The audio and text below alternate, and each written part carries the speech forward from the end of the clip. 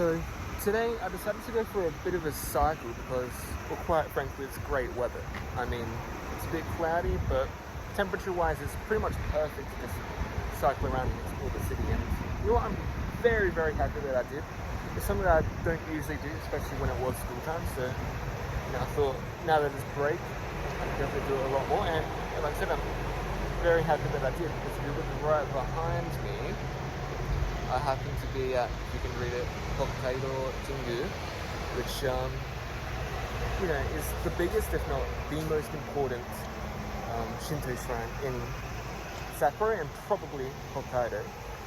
So I thought, considering I pretty much accidentally cycled out this way, I thought I'd explore it a little bit.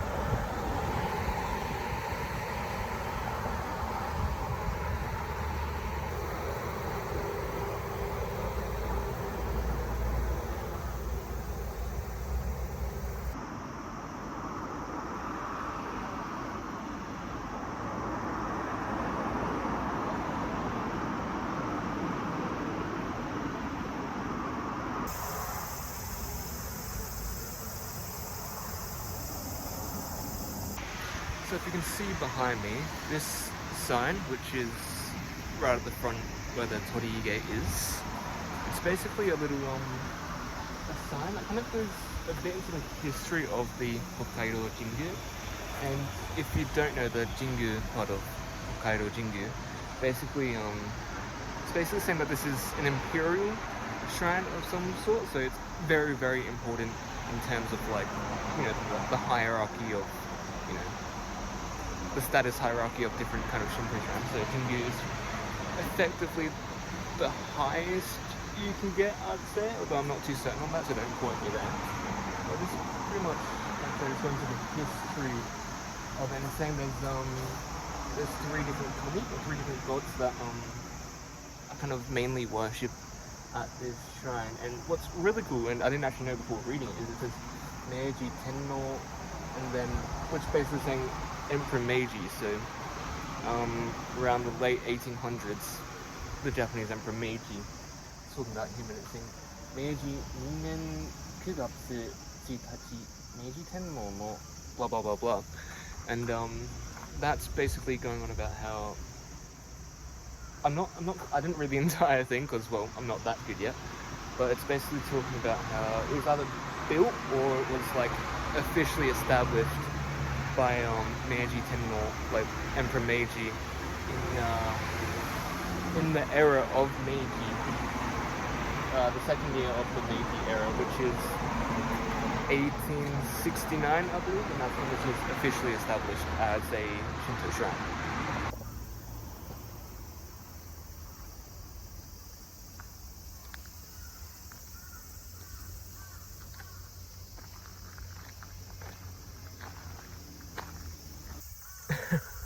So this sign is basically saying, watch out above, watch out for your head. It's saying crows might come down and try and swoop you. Yeah, so this is a map of Hokkaido Jingu, and I think, it's actually really well done. It kind of illustrates perfectly why this is, not only, an important shrine, but why a lot of people come here very, very regularly. And you can see this is where we are now, Genzaichi. The U are here, and that's this long strip. That'd be this bit. So you can see that these trees are labeled pink on the map, and that's because in springtime, around April or May-ish, can't quite remember, but these are all sakura trees, so they'll, there'll be cherry blossoms here, which is great. And you can see that kind of continues along into this pathway here.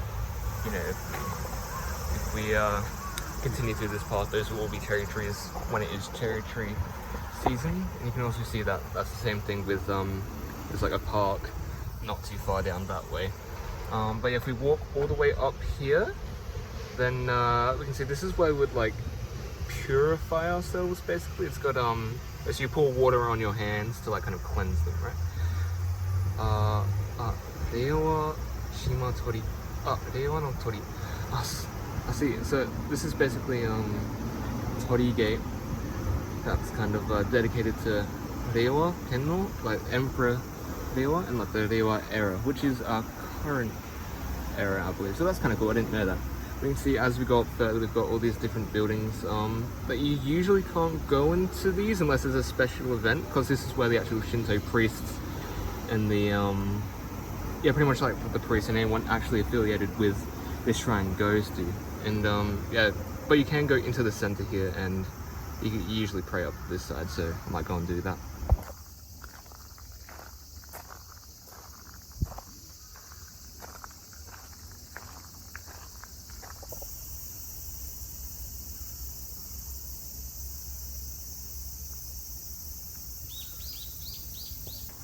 I don't know if you can see up ahead, but it looks kind of busy.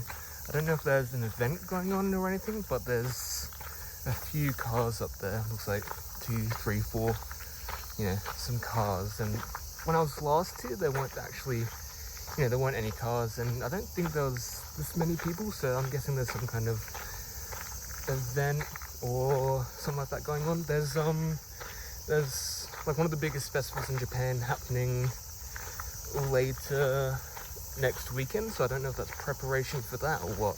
Yeah, I'm not sure.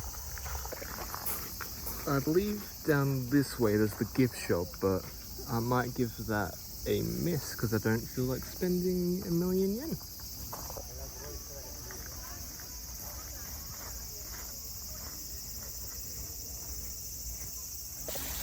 So you can see here like a little fountain where you'd usually wash your hands. You generally do this to, you know, purify yourself. You can see here the sign says something like Tesuri no Tsukuriho, which is like the way of washing your hands.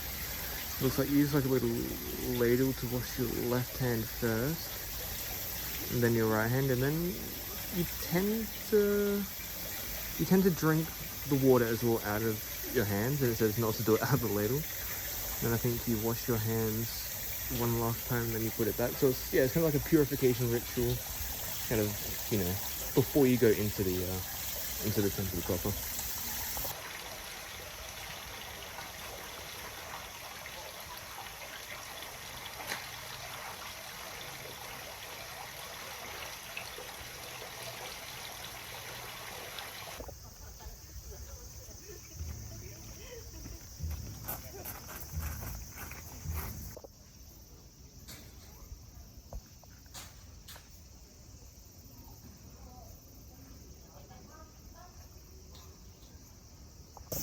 You know, there's something a bit strange about going to a traditional temple and you see a phone booth right next to a fire hydrant. A few months past, you know, more so in the springtime, right at the beginning, all of this area was kind of converted to a festival or a carnival almost. We'd have stalls along the side here filled with pretty traditional carnival food that you can kind of expect from anywhere, but they're also, you know, more traditional Japanese kind of carnival food as well. You'd have oden and yakiniku on the side there.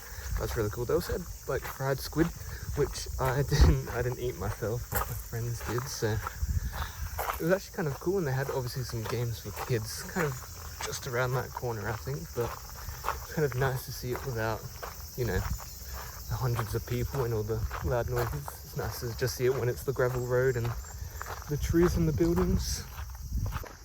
So I'm currently walking through now where, if it was the correct season, all the trees around me, basically behind me and in front of me, will all be like sakura, like cherry blossoms. So during that season it's really nice, and I suppose even now it's nice. But I think the reason I came here before, even when it was sakura season, is because actually through there, I don't know if you can see, like right there where I'm pointing, there's all these kind of statues and commemorations to, I think some are previous emperors and some other important figures in Sapporo.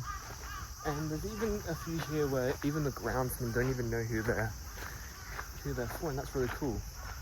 And I think it's important to kind of recognize that history and kind of the unknown history as well, to kind of realize that there are all these important people, you know, especially in a country like Japan where, you know, I didn't learn that kind of history in school and all that, and there's all this unknown history that even the locals kind of don't have a true understanding of it.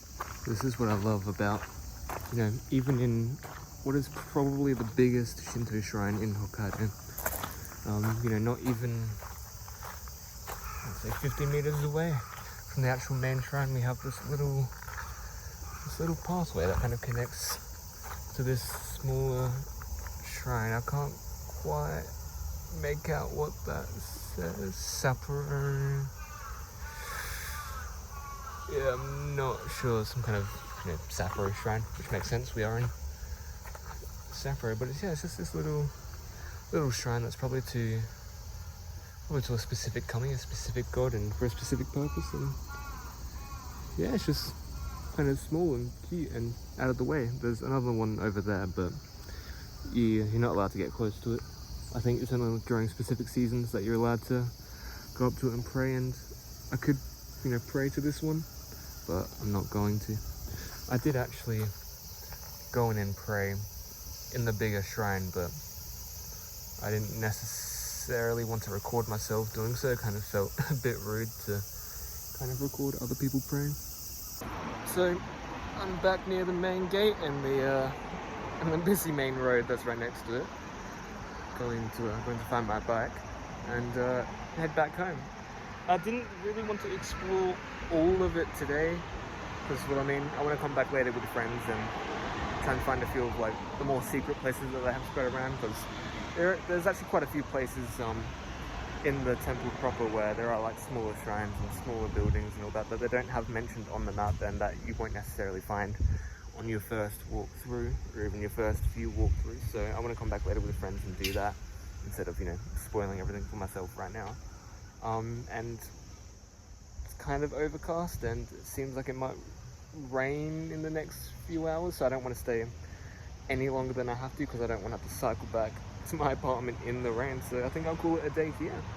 Yeah, hopefully you guys maybe not necessarily learn too much about the place, but hopefully this video kind of gives you an idea of what you can expect when you go to a Shinto shrine, well, anywhere in Japan, and especially if you come to Hokkaido.